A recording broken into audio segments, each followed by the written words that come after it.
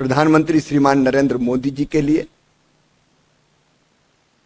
कृषि और किसान कल्याण सर्वोच्च प्राथमिकता है। हम सब जानते हैं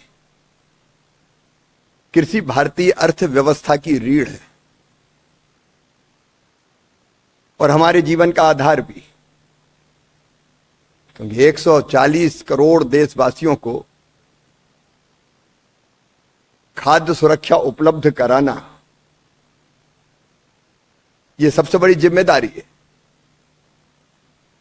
और किसान कृषि की आत्मा है, उसके प्राण है। इसलिए किसान कल्याण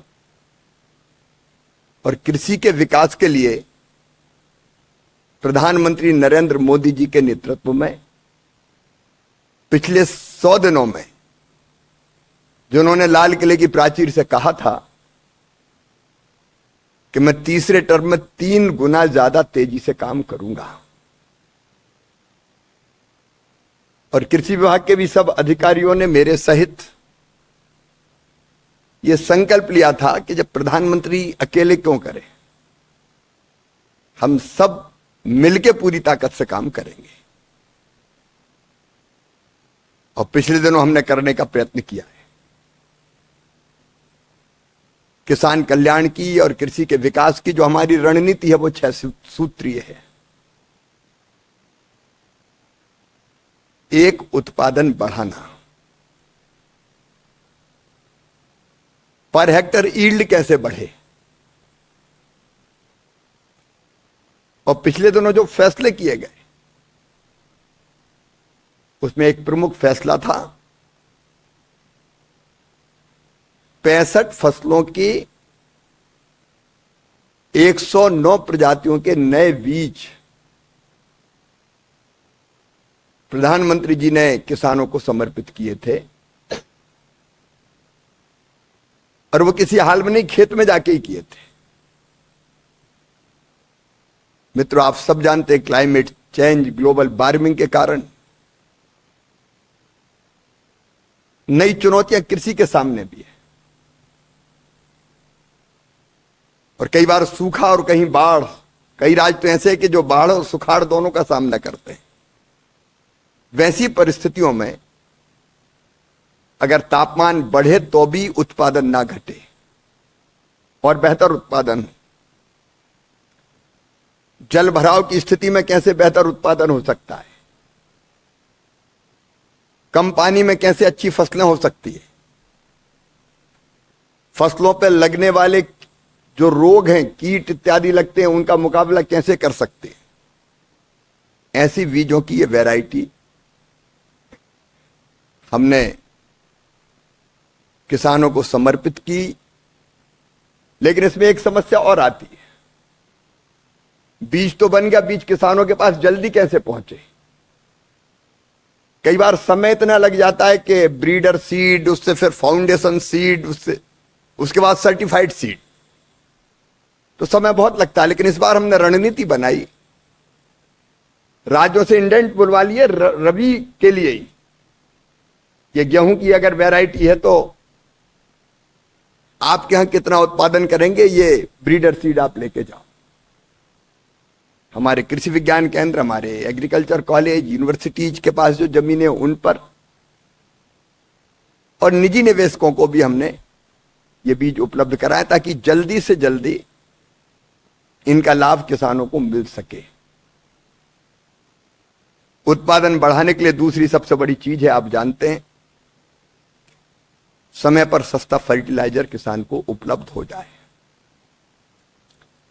मित्रों, यूरिया की एक बोरी आती है 2366 रुपए की, हम किसानों को उपलब्ध कराते हैं 266 रुपया में। डीएपी की एक बोरी आती है 2433 रुपए की, हम किसानों को उपलब्ध कराते हैं 1350 रुपया। पूरी सूची है मेरे पास, उपलब्ध हम कराएंगे। लेकिन बीच में रूस और यूक्रेन वार के कारण भी, बाकी परिस्थितियों के कारण भी जो फर्टिलाइजर के जहाज थे, उनको घूम के आना पड़ा, समय भी ज्यादा लगा, ट्रांसपोर्टेशन का खर्चा बढ़ा। तो 2625 करोड़ रुपए का एक नया पैकेज सरकार ने दिया ताकि इस कीमत पर हम किसान को यूरिया, डीएपी जैसे खाद उपलब्ध करा सकें।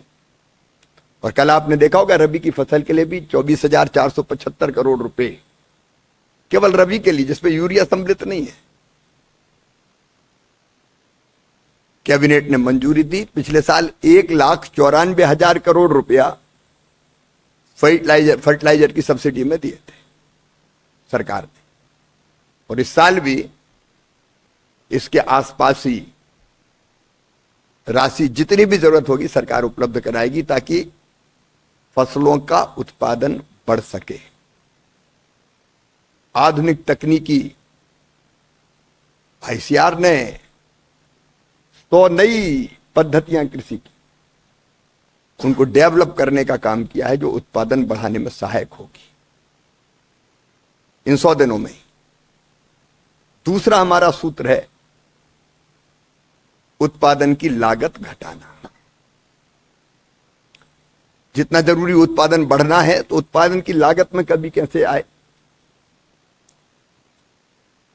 अब उसका एक तरीका तो है कि आपने सस्ता फर्टिलाइजर दे दिया। दूसरे, आपको ध्यान होगा प्रधानमंत्री जी ने 16 जून को, तब देवेश चतुर्वेदी जी उत्तर प्रदेश में हुआ करते थे, प्रधानमंत्री किसान सम्मान निधि पहला फैसला किया था प्रधानमंत्री जी ने तीसरी कार्यकाल का, कि किसानों के खाते में वो डाली जाएगी। और आप जानते हैं कि लगभग 9.5 करोड़ किसानों के खाते में 21,000 करोड़ रुपए की किसान सम्मान निधि की राशि सीधे डीबीटी की गई थी। उसके साथ हमने फैसला किया कि जो छूट गए, कई जगह शिकायत आती थी किसी गांव में 5, किसी गांव में 10 किसान छूट गए, तो एक ड्राइव चलाई जिसमें 25 लाख नए नाम और हमने किसानों के जोड़े हैं। और हमारा संकल्प है एक किसान को भी हमको नहीं छोड़ना है। फिर बीजों की जो वैरायटी उत्पादन की लागत घटाने के लिए विकसित की, धान की एक वैरायटी विकसित की है जिसमें 30% पानी कम लगेगा और उसको लगाना नहीं पड़ेगा, सीधा गेहूं की तरह बो देना पड़ेगा, नहीं तो लगाने में फिर पैसा ज्यादा खर्चा होता है, मजदूरी में भी जाता है, लागत घटेगी। बाजरे की एक किस्म 120 दिन में आती है, सामान्य तौर पे 120-115 दिन में बाजरा आता है, 70 दिन की वैरायटी हम लोगों ने विकसित की। तो उत्पादन की लागत घटाने के प्रयास भी हमारे निरंतर जारी है। तीसरी जो सबसे महत्वपूर्ण चीज है उत्पादन की लागत घटाने के लिए, एक और महत्वपूर्ण चीज जो सरकार ने की, किसान क्रेडिट कार्ड। और मुझे खुशी है कि 7 करोड़ से ज्यादा किसान क्रेडिट कार्ड प्राप्त कर चुके हैं। इन पर खाद और बीज के लिए कम ब्याज की दरों पर, मतलब बैंक तो ब्याज लेता है लेकिन सरकार उस ब्याज को भरती। इस बार 22,600 करोड़ रुपए का प्रावधान किया है, इन्हीं 100 दिन के अंदर किया, ताकि अगर हम देखेंगे तो प्रभावी दर है 4%, वो समय पर पैसा जमा करता है, केवल 4% ब्याज पर उनको खाद बीज के लिए कर्जा मिलता है। उसके लिए भी हमने प्रावधान किया है। एक और काम इस बीच में हुआ है, वो है हमारी नेशनल पेस्ट सर्विलेंस सिस्टम। वो हमने लॉन्च किया था। फसल में कोई रोग लग गया तो किसान जब तक बुलाता है, दिखाता है, पहचानता है, तब तक फसल का नुकसान बहुत हो जाता है। नेशनल पेस्ट सर्विलेंस सिस्टम में सीधे किसान मोबाइल से फोटो खींच के फसल में पत्तों का रंग बदल रहा है, कोई कीड़ा लग रहा है, वो डालता है और यहां से तत्काल उसको सलाह दी जाती है कि फलाना पेस्टिसाइड डालो, ये फलानी बीमारी है। तो ये भी किसान के लिए बहुत महत्वपूर्ण है। इसका उपयोग किसानों ने करना प्रारंभ कर दिया है। एक और सबसे महत्वपूर्ण मुद्दा है किसान को उत्पादन के ठीक दाम देना। और उसके लिए मित्रों आप जानते हैं एमएसपी की व्यवस्था। मुझे बताते हुए खुशी है कि मोदी जी के नेतृत्व में ही सरकार ने यह फैसला किया था कि उत्पादन की लागत पर 50% कम से कम जोड़कर फसलों के न्यूनतम समर्थन मूल्य तय किए जाएंगे। मैं कितने तय किए गए हैं वो पूरी सूची है, उसमें समय नहीं लगाना चाहता, आपको हम उपलब्ध कराएंगे। खरीफ के भी मिनिमम सपोर्ट प्राइस घोषित किए गए, और न केवल घोषित किए गए, एक जमाना था जब दूसरी सरकारें होती थी, यूपीए की सरकारें, मेरे पास आंकड़े, नाम मात्र की खरीदी भी नहीं होती थी। उन्होंने स्वामीनाथन कमेटी की सिफारिश को मानने से इनकार कर दिया था कि 50% से ज्यादा लाभ जोड़ के मूल्य तय करना चाहिए। लेकिन एमएसपी पर खरीद के लिए हमने पर्याप्त व्यवस्थाएं की है। जो कदम हमने उठाए हैं आपने देखा होगा। पिछले दिनों मूंग की खरीदी, गर्मी की मूंग, समर मूंग, उसके रेट कम हुए एमएसपी से, तो हमने मूंग खरीदी की अनुमति राज्यों को यहां से दी कि किसानों की मूंग खरीदें। कई राज्य मूंग खरीदी के काम में लगे। फिर अभी अगर आप देखेंगे तो सोयाबीन, वो मिनिमम सपोर्ट प्राइस के नीचे बिक रहा है। हमने 2 फैसले किए प्रधानमंत्री जी के नेतृत्व में। एक फैसला किया कि मिनिमम सपोर्ट प्राइस पर सोयाबीन खरीदेंगे। कर्नाटक, महाराष्ट्र, मध्य प्रदेश राज्य सरकारों के प्रस्ताव आए, हमने तत्काल स्वीकृत किए। कल एक बड़ा फैसला किया पीएम आशा के अंतर्गत कि अभी तक जो तिलहन का उत्पादन होता था उसका 25% राज्य खरीद सकता था, उसको हमने राज्य नहीं राष्ट्र का 25% कर दिया। तो किसी राज्य को अपने यहां 25 से ज्यादा खरीदना है तो खरीदे, वो कोई दिक्कत नहीं, कोई बाधा नहीं। और इसका फायदा यह होगा कि उससे ज्यादा भी सीमा से खरीदना है तो राज्य खरीदी अपने यहां कर सकेंगे। तो एक, हम मिनिमम सपोर्ट प्राइस पर खरीद सुनिश्चित करेंगे, उसका फैसला। और दूसरा, उसके साथ ही हम जानते हैं कि हम अपनी आवश्यकता का पूरा खाद्य तेल के लायक ऑयल सीड, तिलहन पैदा नहीं कर पाते। हमारे यहां 55 से 60% तेल आयात होता है, खाद्य तेल। और बीच में जब कोविड के टाइम वो काफी महंगा हो गया था तो इंपोर्ट ड्यूटी घटा के 0% कर दी थी। अब उसके कारण सस्ता तेल हमारे देश में आ रहा था, पाम ऑयल। और सस्ता तेल आने के कारण हमारी सोयाबीन इंडस्ट्री उसका मुकाबला नहीं कर पा रही थी और किसानों का सोयाबीन नहीं खरीदती तो नीचे जा रहे थे सोयाबीन के रेट। मैं प्रधानमंत्री नरेंद्र मोदी जी को हृदय से धन्यवाद दूंगा। किसानों के हित में यह फैसला किया गया कि खाद्य तेल पर जो इंपोर्ट ड्यूटी 0% है उसको बढ़ा के 20% कर दिया गया, ताकि सस्ता तेल ना सके विदेशी। और उसमें और सेस वगैरह सब अगर लगा के आप जोड़ेंगे तो 27.5% होता है इफेक्टिव जो इंपोर्ट ड्यूटी लगती है।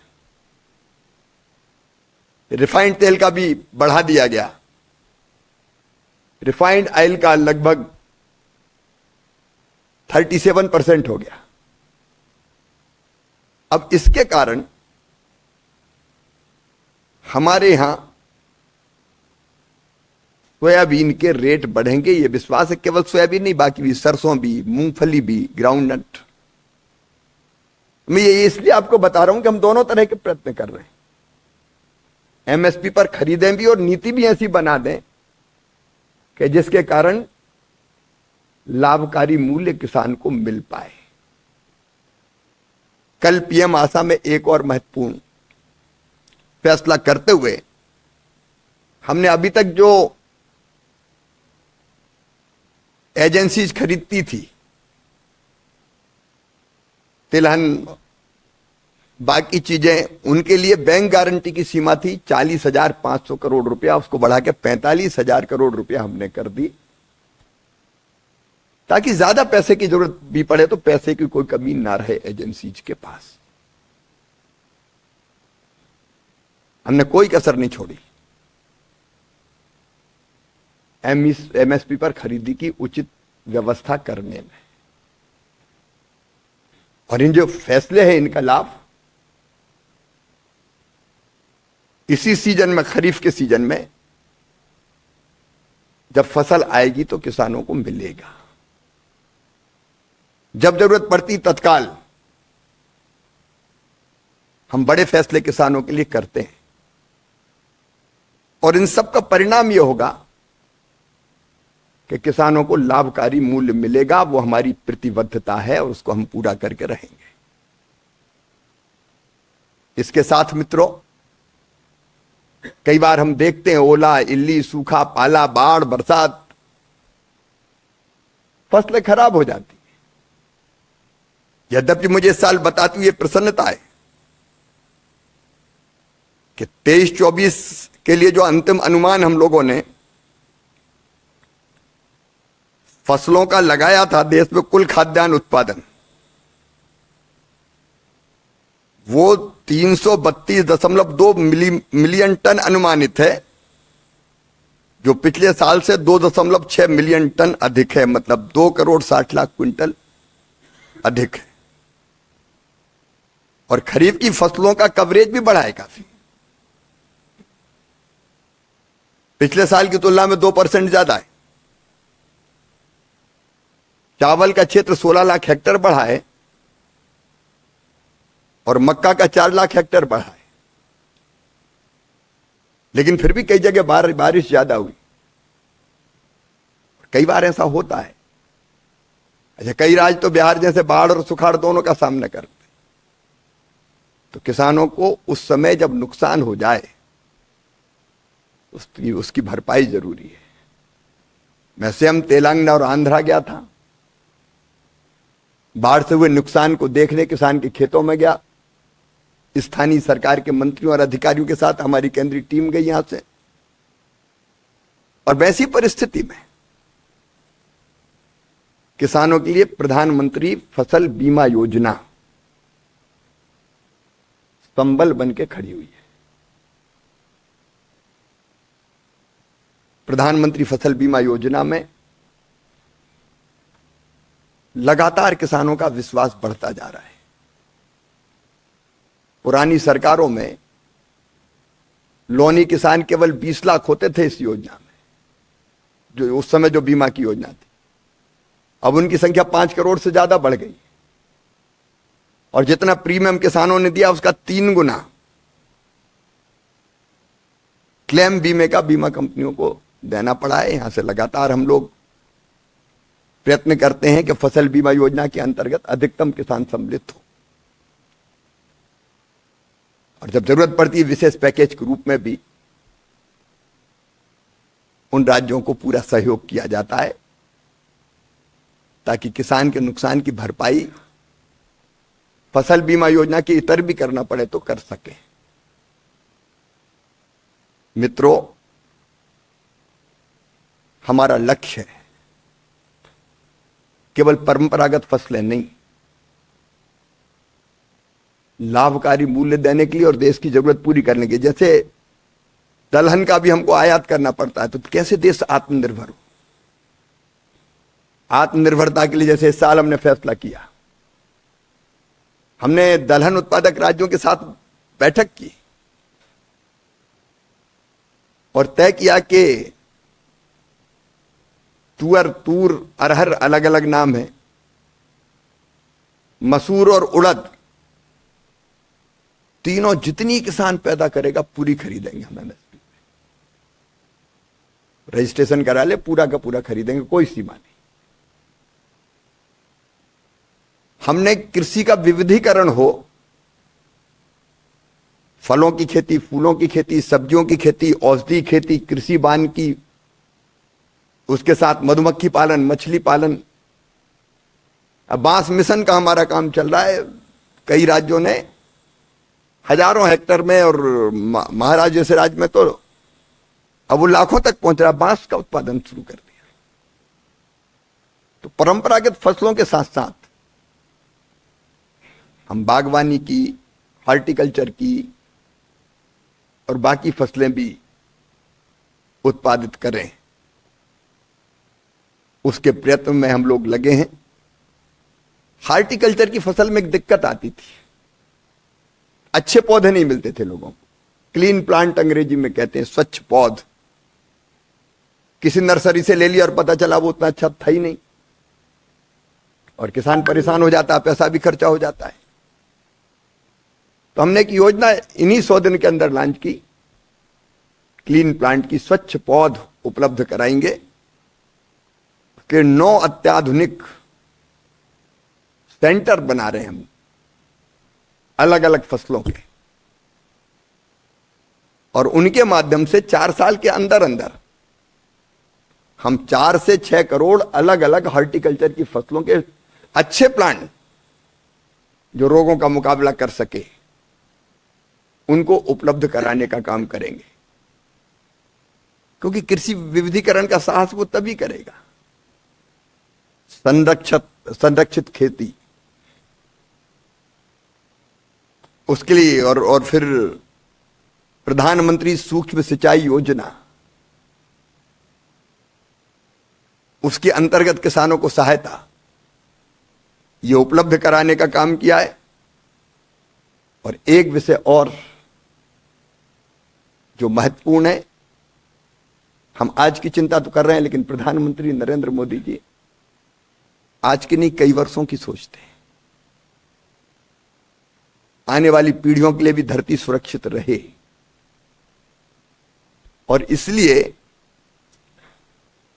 केमिकल फर्टिलाइजर का उपयोग एक सीमा से ज्यादा अगर हुआ तो उसके दुष्परिणाम से पूरी दुनिया चिंतित है आज।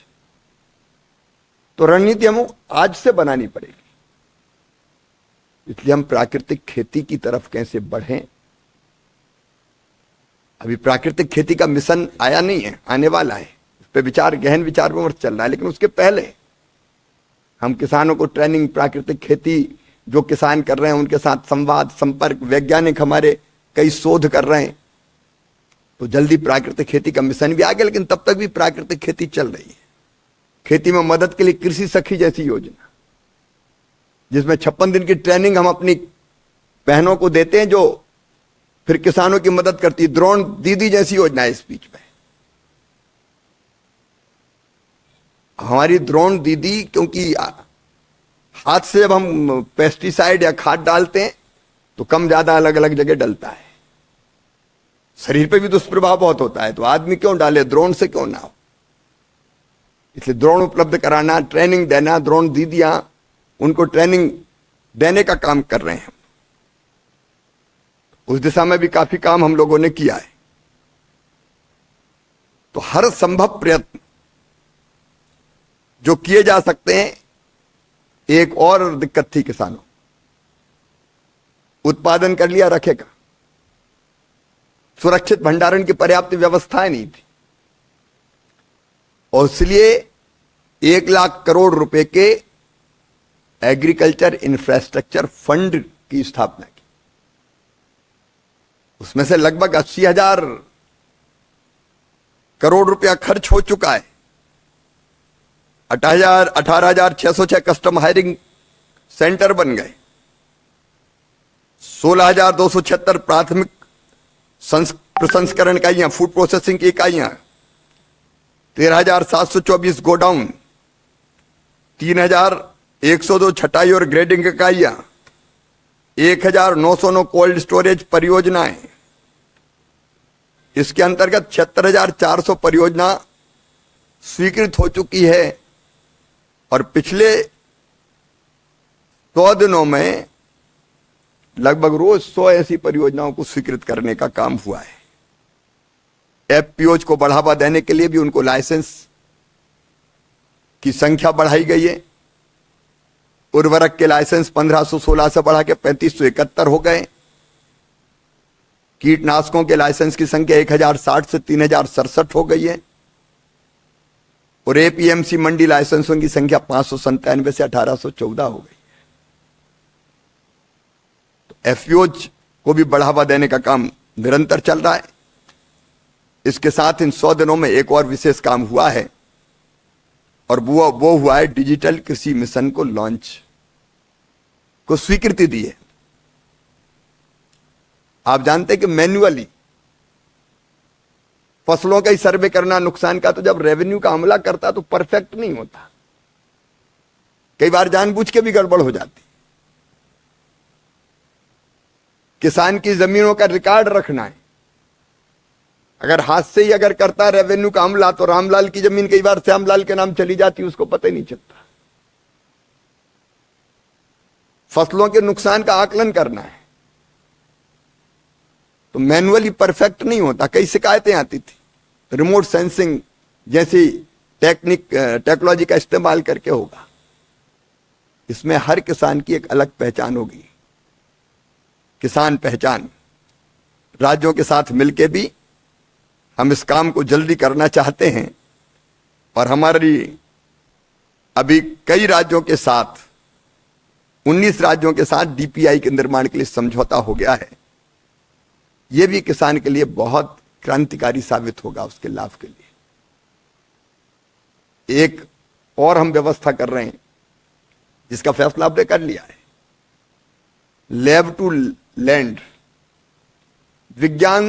वैज्ञानिक किसान तक जानकारी बहुत जल्दी कैसे पहुंचा सके, नहीं तो एक रिसर्च होता है बरसों लग जाते हैं किसान तक पहुंचने में। तो एक आधुनिक कृषि चौपाल अक्टूबर में हम प्रारंभ करने वाले हैं। इस आधुनिक कृषि चौपाल में वैज्ञानिक और किसानों के बीच संवाद होगा हर महीने में एक बार, जिसमें आधुनिक रिसर्च की, शोध की और तकनीकी की जानकारी सीधे वैज्ञानिक किसान को देंगे दूरदर्शन और हमारे आकाशवाणी के माध्यम से। तो वो भी उसकी तैयारी हमारी चल रही है। कई बार किसानों की शिकायतों के अलग अलग हमारे पास प्लेटफॉर्म में कोई ऐप है अलग अलग, लेकिन मुझे लगता है कि कोई एक और प्रभावी व्यवस्था होनी चाहिए। फसल बीमा योजना का लाभ नहीं मिला, किसान सम्मान निधि में सम्मिलित नहीं हुआ, कई तरह की चीजें हैं। तो उसके लिए भी एक कॉल सेंटर जिसका एक नंबर होगा और जिसकी मॉनिटरिंग मैं खुद करूंगा, तो वो भी हम प्रारंभ करने वाले। पिछले दिनों कृषि मंत्री अलग अलग राज्यों के उनकी टीम के साथ मैंने मिलना प्रारंभ किया। जैसे कल बिहार के कृषि मंत्री और उनकी पूरी टीम आई थी, क्योंकि राज्यों का विषय है कृषि और हम राज्यों के साथ ही मिलकर काम करते हैं, राज्यों की कोई सहयोग करते हैं।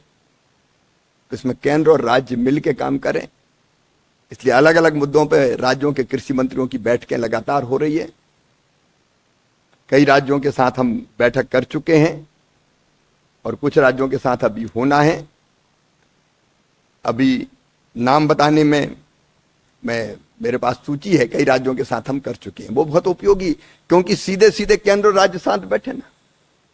कृषि भवन काय के लिए केवल हमारे बैठने के लिए थोड़ी है और अफसरों के बैठने के लिए थोड़ी है। तो राज्य के लोग भी आए, हम साथ बैठे और मिलकर तय करें। अभी तक मध्य प्रदेश, बिहार, उत्तर प्रदेश, पंजाब, राजस्थान, आंध्र प्रदेश, छत्तीसगढ़, महाराष्ट्र, सिक्किम, असम, मेघालय, हरियाणा, इनके साथ बैठकें हो चुकी है। बाकी राज्यों के साथ कर रहे हैं, हम सब राज्यों के साथ करें। और अंत में एक बात और, किसानों से सीधा संवाद। कई चीजें संवाद से, मैं खेतों में भी जाने की कोशिश कर रहा हूं कृषि मंत्री के नाते। कृषि विज्ञान केंद्रों में भी बैठक कर रहे हैं, खेतों में भी मिलने की कोशिश कर रहे हैं। लेकिन हर मंगलवार को अब मैं ये तय कर रहा हूं कि सवेरे का समय दोपहर के भोजन के पहले का, ये किसानों से, किसान संगठनों से संवाद का ही समय होगा। पहले से सूचना देके और समय तय करके जो भी आएंगे हम बात करेंगे, संवाद करेंगे, ताकि कोई समस्या आए तो मिलके उसका समाधान हम लोग कर पाए। मित्रों, प्रयत्न है अन्नदाता के जीवन को बेहतर बनाने का, प्रयत्न है देश की खाद्य सुरक्षा हम मजबूत बनाए रखें। और व्यक्तिगत रूप से मेरे लिए किसानों की सेवा भगवान की पूजा है, और प्रधानमंत्री जी के नेतृत्व में, उनके मार्गदर्शन में हम निरंतर ये काम कर रहे हैं। ये अच्छे फैसले, उनकी सदिच्छा और किसानों के प्रति जो उनकी मन में तड़फ है, उसी के कारण कर पाए। मैं उनको बहुत धन्यवाद देता हूं।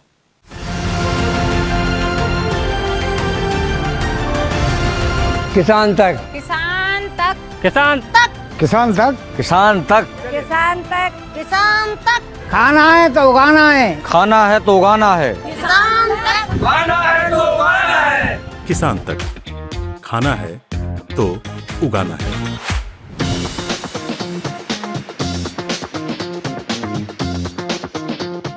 अगर ये वीडियो आपको पसंद आया है तो इसे लाइक जरूर करें। अगर चैनल अभी तक सब्सक्राइब नहीं किया है तो कर लें और नोटिफिकेशन पाने के लिए बेल आइकन भी दबा दें।